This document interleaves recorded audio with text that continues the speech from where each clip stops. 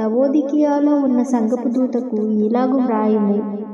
ఆమేన్ అనువాడును, నమ్మకమైన సాక్షి, దేవుని సృష్టికి ఆది సంబోధుడైన వాడు చెప్పు సంగతులేమనగా, నీ క్రియలను నేను ఎరుగుదును. నీవు చల్లగానైనను వెచ్చగానైనను లేవు. నీవు చల్లగానైనను వెచ్చగానైనను ఉండినా మేలు. నీవు వెచ్చగానైనను చల్లగానైనను ఉండక నిలువెచ్చగా ఉన్నావు గనుక నేను నిన్ను నా నోటి నుండి ఉమ్మివేయనుద్దేశించుచున్నాను.